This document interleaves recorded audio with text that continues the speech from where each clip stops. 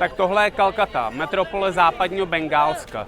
Je neuvěřitelně přelidněná, je tady vedro, špína, hluk, ale přesto je to moje nejoblíbenější město z celé Indie.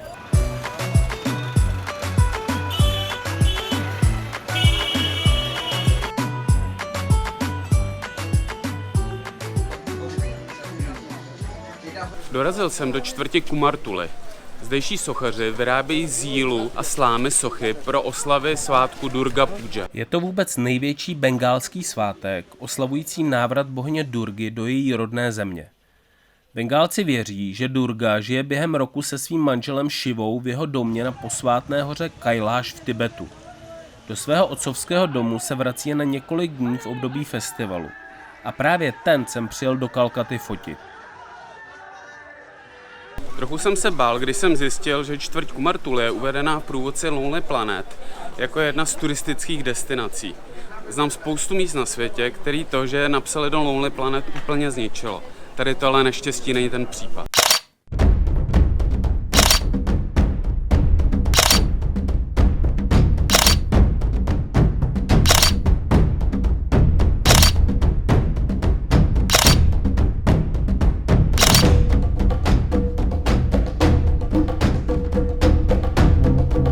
Tak jsem chtěl jít ještě odpoledne fotit na Gháty, ale v Kalkatě končí monzun a 3 hodiny pršelo a to tady bohatě stačí, aby se ulice ocitly pod vodou a budu mít co dělat, abych našel nějakou nezaplavenou restauraci, která bude otevřená, kde si dám něco dobrýho.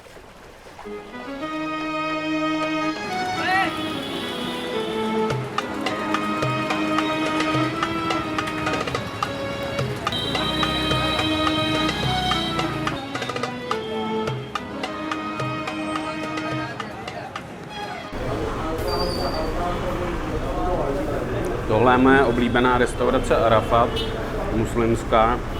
Strašně dobře tu vaří takový ty základní indický jídla, dál, sábdží, skvělý kebab, ale mají tu jeden takový malý prohřešek, že spousta jídel na jídelním lístku je z hovězího masa, což je v zemi, kde je kráva posvátný zvíře, docela napováženou.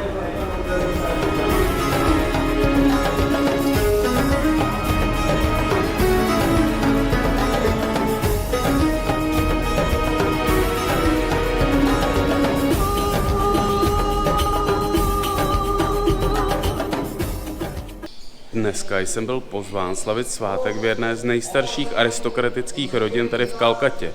Jejich bohatství pochází už z dob východoindické společnosti. Jsou tak bohatí, že mají v paláci plném starožitností soukromý chrám a dokonce vlastního kněze, který s nimi žije.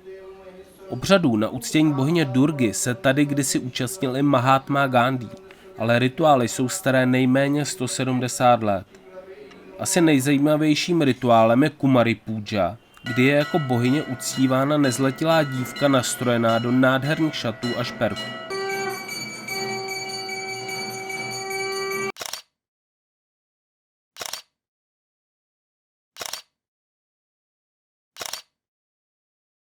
V Kalkatě zamíří většina baťůžkářů nejdříve do ulice Sadr Street. Když si to mívalo smysl, našli jste tady levný hotely, našli jste tady všechno, co jste potřebovali. Agentury, kde jste si vyměnili peníze, kde jste si koupili lístky na vlak a samozřejmě i letenky. V dnešní době už to ale trochu postrádá smysl. Dneska už totiž všechno pořídíte na internetu.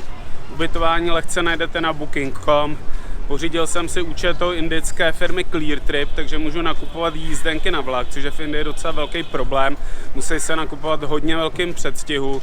Můžu tam koupit ty letenky, které jsou dneska tak levné, že prakticky už nemá ani smysl jezdit vlakem. Doba se strašně zjednodušila. Co ale v Sadr Street zůstalo, je spousta barů a prodejen alkoholu. To není v Indii úplně obvyklé, takže pokud nechcete být na čaji a sladkých limonádách, musíte si přísun piva tak trošku naplánovat. V Kalkatě jsem celý léta nejradši chodil na zahrádku hotelu Fairlawn. Byl to asi jeden z mých nejoblíbenějších podniků ve vesmíru. Jenže bohužel se stalo, že arménská majitelka, který už mohl být ke 100 letům a která ještě nedávno jezdila po Kalkatě v růžovém Cadillacu, tak zemřela a její potomci se o ten hotel už nechtěli starat, takže ho prodali. Tak jsem se musel podívat po nějakém jiném místě. a pomohli mi kamarádi fotografové z Kalkaty, který mi ukázali bar z restaurací hotelu Broadway. Má taky takovou podobnou koloniální atmosféru, ale mají tu točený pivo, jenom je takový zvláštní, že tady si objednají 1litrový džbánek a rozlejvá si ho celý stůl, takže se docela diví, kde jsou další hosti, když se ho objednám sám pro sebe a když si objednám pak ještě jeden, tak tomu už nerozumějí úplně. Takový podobný místo, kde dýchá koloniální atmosféra, je Indian Coffee House, taková kavárna v britském stylu. Ukázal mi můj kamarád, jeho tatínek tam prej už chodí 52 let, protože učil na nedaleké univerzitě bengálskou literaturu a ochutnal jsem tam i nějaký jídla. Asi jedna z nejlepších delikates, co tam má, je smažená obalovaná ryba. To těstíčko se s naší obalovanou rybou nedá vůbec srovnat. Je to strašně křupavý, výborně kořeněný a vedle toho jsou ještě skvělý pálivý omáčky s nějakou zeleninkou. To si opravdu pochutnáte.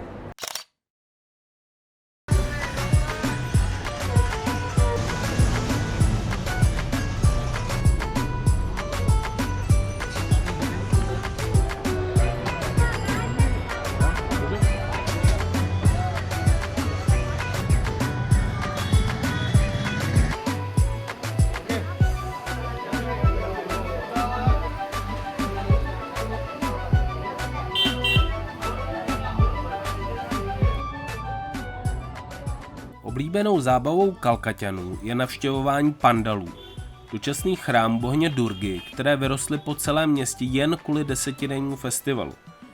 Ty nejdražší můžou stát až $2 miliony a po skončení svátku se zbourají. Městské části a spolky se předhání v kreativitě a kromě tradičních templů můžete najít chrámy na téma vesmír, válka nebo třeba sci-fi.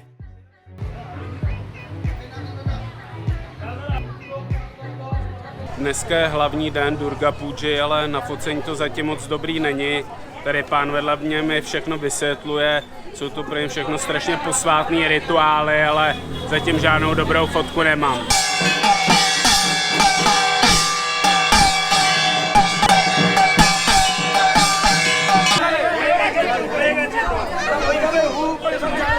A jako všude jinde v Indii, tady vládne obrovská tlačenice a křik.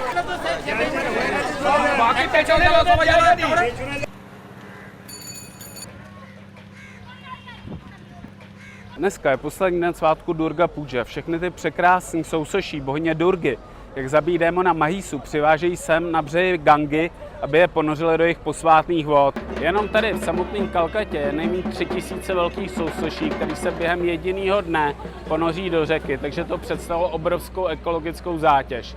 Ale dneska jsou na to připravení, jsou tady jeřáby, bagry, nákladáky a všechno se okamžitě odváží pryč někam na skládku. Až se z toho člověku chce brečet, jak ty sousoší skončí. Ale není třeba truchlit. Bohyně Durga se zase příští rok vrátí a její sochy budou ještě velkolepější a krásnější než ty letošní.